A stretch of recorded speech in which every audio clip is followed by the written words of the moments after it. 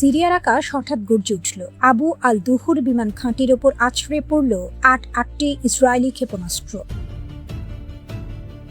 লক্ষ্য কিন্তু সিরিয়া নয়। আসল বার্তাটি পৌঁছে দেওয়া হলো 43 মাইল উত্তরের এক বিশেষ ঠিকানায় আঙ্কারায়, রিসেপ তাইয়েপ এরদোয়ানের দরবারে। মধ্যপ্রাচ্যের দাবার বোর্ডে এবার চাল শুরু করে দিয়েছে দুই পরাশক্তি। একদিকে ইসরায়েলের বেনিয়ামিন নেতানিয়াহু, অন্যদিকে তুরস্কের সুলতান এরদোয়ান। প্রশ্ন একটাই, তুরস্ক ইসরায়েল মুখোমুখি যুদ্ধ কি তবে সময়ের অপেক্ষা? ইসরায়েলি গোয়েন্দা সংস্থা মোসাদের সদর দফতরে এখন লাল বাতি জ্বলছে। খবর স্পষ্ট, সিরিয়ার মাটিতে তুরস্ক শুধু ঘাঁটি বানায়নি, পাঠাচ্ছে সর্বাধুনিক আক্রমণাত্মক ও রক্ষণাত্মক অস্ত্র। সঙ্গে যোগ দিয়েছে নতুন সামরিক সমীকরণ। সৌদি আরবের অর্থায়নে এবং পাকিস্তানের প্রচ্ছন্ন ছায়ায় গড়ে উঠছে এক অঘোষিত কৌশলগত প্রতিরোধ। এই ত্রিভুজ শক্তির ভরকেন্দ্র এখন নতুন সিরিয়া। নেতানিয়াহুর জন্য হিসাবটা আরো রক্তক্ষয়ী। রাজনীতিতে টিকে থাকতে তার দরকার এক বড় সড় সংঘাত। নভেম্বর ঘনিয়ে আসছে, আর ভোটে ট্রাম্প কার্ড হতে পারে মধ্যপ্রাচ্যের নতুন যুদ্ধক্ষেত্র। কিন্তু এবার সামনে শুধুই কোনো আঞ্চলিক মিলিশিয়া নয়, সামনে দাঁড়িয়ে ন্যাটো জোটের দ্বিতীয় বৃহত্তম সামরিক পরাশক্তি তুরস্ক। তুরস্কের রণপ্রস্তুতি এখন কোনো গোপন বিষয় নয়। ভূমধ্য সাগরে নামছে 50টি নতুন যুদ্ধজাহাজ। নিজস্ব পঞ্চম প্রজন্মের যুদ্ধ বিমান কান চালুর পাশাপাশি জোর কদমে চলছে আধুনিক ড্রোন প্রযুক্তির বিস্তার। শুধু নিজ ভূখণ্ড নয়, কাতার, লিবিয়া, সোমালিয়া, আজারবাইজান থেকে শুরু করে ইউরোপের হাঙ্গেরি পর্যন্ত সামরিক সক্ষমতার জাল বিছিয়ে দিয়েছে আঙ্কারা। কিন্তু নেতানিয়াহুর আসল মাথা ব্যথার কারণ অন্য জায়গায়। 2019 সালে লিবিয়ার সঙ্গে করা সামুদ্রিক চুক্তির মাধ্যমে ভূমধ্যসাগরের গুরুত্বপূর্ণ পথ আগেই আটকে রেখেছে আঙ্কারা। ইসরায়েল, গ্রিস আর সাইপ্রাস মিলে যে অক্ষ গড়ার স্বপ্ন দেখছিল, তার পথ অবরুদ্ধ। সমুদ্র কিংবা আকাশ, সিরিয়ার আকাশপথকে এতদিন নিজের বৈঠকখানা মনে করা ইসরায়েলি পাইলটদের জন্য এখন প্রতিটি উড্ডয়ন রূপ নিয়েছে চরম ঝুঁকিতে। ইসরায়েলি প্রতিরক্ষা মন্ত্রী সরাসরি হুমকি দিয়েছেন এরদোয়ান নাকি তুরস্ককে এক বিপজ্জনক রোমাঞ্চের দিকে ঠেলে দিচ্ছেন। তবে কথার লড়াইয়ে সীমাবদ্ধ থাকার দিন শেষ। সরাসরি তুরস্কের ভূখণ্ডে আঘাত করার সাহস নেতানিয়াহুর নেই, কারণ তাতে কার্যকর হবে ন্যাটোর আর্টিকেল 5। বাধ্য হয়ে মার্কিন যুক্তরাষ্ট্র থেকে শুরু করে গোটা ন্যাটো জোটকে জড়াতে হবে সেই আগুনে। তাই আসল যুদ্ধটা শুরু হয়েছে প্রক্সি করিডোরে সিরিয়ার মাটিতে। এদিকে আঙ্কারার কূটনীতিও এগোচ্ছে নিখুঁত চালে। সিরিয়াকে সামরিক ও সামাজিকভাবে স্থিতিশীল করতে আঙ্কারা, রিয়াদ ও ইসলামাবাদের মধ্যে এক অদৃশ্য সমন্বয় গড়ে উঠেছে। সম্প্রতি দীর্ঘ 19 বছর পর সিরীয় পররাষ্ট্রমন্ত্রীদের ইসলামাবাদ সফর আর আহমেদ আল শারাকে দেয়া রাষ্ট্রীয় আমন্ত্রণ সেই ইঙ্গিতই দেয়। সিরিয়ায় 2024 সালে স্বৈরশাসক বাশার আল আসাদ সরকারকে হটিয়ে দেন আল শারার নেতৃত্বে দেশটির বিদ্রোহীরা। এরপর থেকে তুরস্ক সারা প্রশাসনের ঘনিষ্ঠ মিত্রে পরিণত হয়েছে। এর আগেও সিরিয়ার গৃহযুদ্ধের সময় তুরস্ক বাশার সরকারের বিরুদ্ধে লড়াইরত বিদ্রোহীদের সমর্থন দেয়। সিরিয়ায় তুরস্কের এই ক্রমবর্ধমান প্রভাব ইসরায়েলের জন্য উদ্বেগের কারণ হয়ে দাঁড়িয়েছে। সিরিয়ার শাসক আল শারা ওয়াশিংটনের সঙ্গে ঘনিষ্ঠ সম্পর্ক গড়ে তুলেছেন। গত জুলাই মাসে তিনি জানিয়েছিলেন সিরিয়া ইসরায়েলের সঙ্গে একটি নিরাপত্তা চুক্তিতে পৌঁছানোর চেষ্টা করছে। পাশাপাশি ইসরায়েল যেন সিরিয়ার প্রতি আরও ভারসাম্যপূর্ণ নীতি গ্রহণ করে, সেজন্য অন্যান্য প্রভাবশালী দেশকে যুক্ত করে ইসরায়েলের ওপর চাপ সৃষ্টি করার চেষ্টাও চালাচ্ছে দামেস্কো।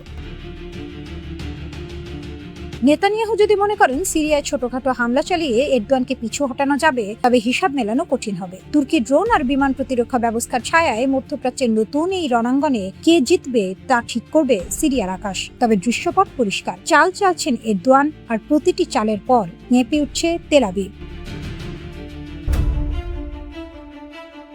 সিরিয়ায় সামরিক ঘাঁটিতে ইসরায়েলি হামলার পর তুরস্কের সঙ্গে নতুন করে উত্তেজনা তৈরি হতে পারে বলে সতর্ক করেছেন ইসরায়েলের কয়েকজন নিরাপত্তা কর্মকর্তা। তাদের আশঙ্কা, প্রধানমন্ত্রী বেনিয়ামিন নেতানিয়াহু ও প্রতিরক্ষামন্ত্রী ইসরায়েল কাটসের কড়া বক্তব্য পরিস্থিতিকে আরো জটিল করে তুলতে পারে। ইসরায়েলি সংবাদ মাধ্যম চ্যানেল 12 এর প্রতিবেদনে বলা হয়েছে, সামনে নেসেট নির্বাচন থাকায় নেতানিয়াহু সরকার তুরস্ককে নিয়ে আরো কঠোর রাজনৈতিক বক্তব্য দিচ্ছে। তবে নিরাপত্তা কর্মকর্তাদের একটি অংশ মনে করছেন, তুরস্কের সঙ্গে এই বিরোধকে বড় ধরনের রাজনৈতিক বা সামরিক সংঘাতে নেওয়া উচিত নয়।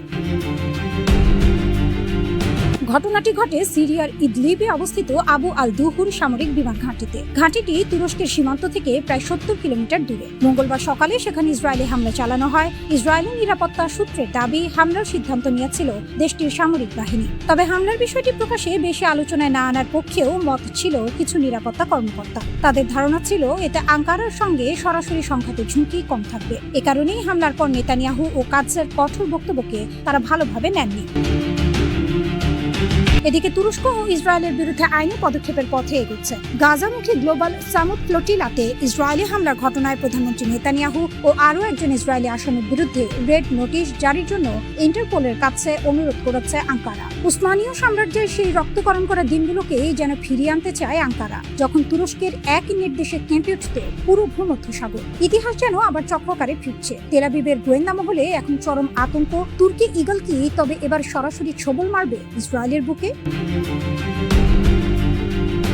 সংখ্যা আর রণকৌশলের বিচারে মধ্যপ্রাচ্যের সমীকরণ এখন এক ভয়াবহ অগ্নিগর্ভ রূপ নিয়েছে। একদিকের ছোট্ট কিন্তু বিপজ্জনক এক সামরিক শক্তি ইসরায়েল, অন্যদিকে ন্যাটো জোটের দ্বিতীয় বৃহত্তম সামরিক দানব তুর্কি সশস্ত্র বাহিনী। কিন্তু দুই দেশ যদি সত্যি সত্যি মুখোমুখি যুদ্ধের ময়দানে নেমে পড়ে তবে কি হবে? কাগজ কলমের হিসাবটা স্পষ্ট এবং স্পষ্টত আঙ্কারার পক্ষে। স্থল শক্তির তাণ্ডব। 3,55,000 সশস্ত্র সৈনিকের বিশাল তুর্কি বাহিনীর সামনে ইসরায়েলের মাত্র 1,70,000 সেনা, 2,231টি ভারী ট্যাঙ্ক আর 55,000 সাজোয়া যান নিয়ে একাই মধ্যপ্রাচ্য চষে বেড়ানোর সক্ষমতা রাখে তুরস্ক। সমুদ্রের শাসক। নৌবাহিনীতে কোনো লড়াই হবে না। ইসরায়েলের 67টি সাধারণ নৌযানের বিপরীতে তুরস্কের বহরে ভাসছে 186টি রণতরী এবং 12টি অত্যাধুনিক সাবমেরিন। সমুদ্রপথ অবরুদ্ধ করে তেল আবিবকে শ্বাসরুদ্ধ করার ক্ষমতা রাখে আঙ্কারা। আকাশীয় শক্তি। প্রতিরক্ষা বাজেটে $40 বিলিয়ন ঢেলে 1069টি বিমানের বিশাল বহর গড়ে তুলেছে তুরস্ক। কিন্তু নেতানিয়াহু কি এমনি হুঙ্কার ছাড়েন? তার আসল জোর কোথায়?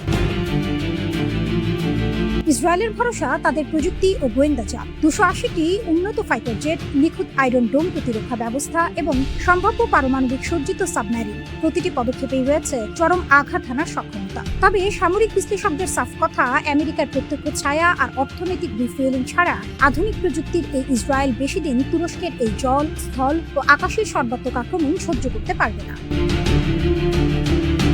তুরস্কের পেছনে রয়েছে সুবিশাল ভৌগোলিক সুবিধা, অসীম সামরিক স্থায়িত্ব এবং ন্যাটোর শক্তিশালী ভূ রাজনৈতিক অবস্থান। একযোগে সর্বাত্মক হামলা শুরু হলে ইসরায়েলি প্রতিরক্ষা প্রাচীর চোখের পলকে চুরমার হয়ে যেতে পারে। টানা 2 দশকের সরকারি বিনিয়োগের ফলে তুরস্ক এখন ড্রোন ও অন্যান্য সামরিক সরঞ্জাম রপ্তানিকারক দেশে পরিণত হয়েছে। পশ্চিমা দেশগুলো যখন নতুন করে অস্ত্রের মজুদ বাড়াচ্ছে এবং নিরাপত্তা জোটগুলো পুনর্গঠিত হচ্ছে, তখন এই সুযোগ কাজে লাগাতে চাইছে ন্যাটো সদস্য তুরস্ক।